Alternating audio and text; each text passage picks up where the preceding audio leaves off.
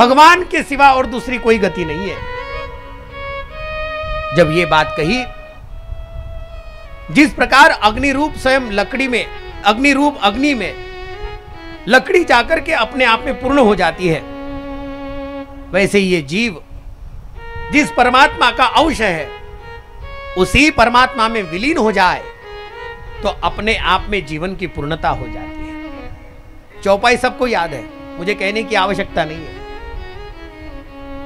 चौपाई का अर्थ आप सबको पता है, ईश्वर अंश जीव हम, और भगवान आनंद रूप है, तो परमात्मा के आनंद रूप का अंश अगर हम हैं तो उसी अंश का सर्वोत्तम लक्ष्य क्या है?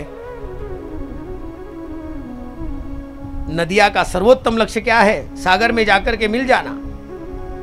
लकड़ी का सर्वोत्तम लक्ष्य क्या है? अग्नि में जाकर के मिल जाना। उसी प्रकार जीव का सर्वोत्तम लक्षण क्या है? परमात्मा में एक रूप हो जाना।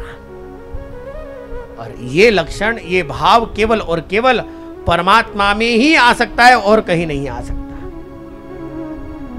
जब ये इस बात की चर्चा की, और इस बात की चर्चा करते हुए स्वयं श्रीमद् भागवत की रचना कैसे हुई, उस रचना को कहा। जैसे उस रचना को कहा, उस रचना को कहते हुए श्रीमद् भागवत का प्रगटीकरण भगवान वेदव्यास जी महाराज के द्वारा महर्षि नारद जी महाराज ने जो प्रेरणा दी, उसी प्रेरणा के द्वारा महर्षि वेदव्यास जी महाराज ने 18,000 श्लोकों का श्रीमद् भागवत की रचना की। जैसे ये रचना हुई, उस रचना के पश्चात उसका प्रचार कैसे किया जाए, इसलिए उसके प्रचार के लिए भगवान शिव के प्रसाद के रूप में महर्षि वेदव्यास जी महाराज ने एक पुत्र को प्राप्त किया। श्री शुकदेव भगवान की जय, श्री शुकदेव जी महाराज की जय। 12 वर्ष के पश्चात स्वयं महर्षि वेदव्यास जी के यहाँ पर भगवान शुकदेव जी जैसे महानतम पुत्र का जन्म हुआ। शुकदेव जी महाराज जन्म से ही अलिप्त जीवन जीने लगे। 12 वर्ष की आयु में स्वयं शुकदेव जी महाराज घर ही निकल करके दौड़कर भाग गए।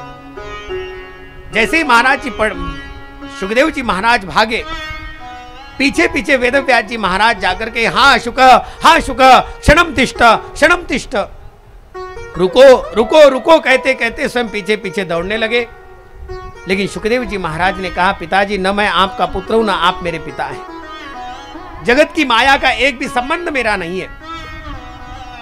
जब ये बात कही तब भगवान नारायण को प्रार्थना की, और उसी नारायण की प्रार्थना के द्वारा भगवान की प्रेरणा से लिखे गए श्रीमद् भागवत के कुछ श्लोकों का बखान वेदव्यास जी महाराज के शिष्यों ने वहां पर जाकर के किया जहां पर शुकदेव जी महाराज ध्यान में मग्न थे।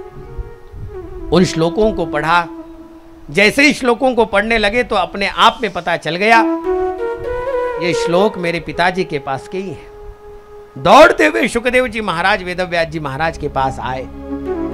18,000 श्लोकों का अत्यंत सुंदर ऐसा वर्णन, जिसकी संहिता का पाठ स्वयं भगवान शुकदेव जी महाराज ने लिया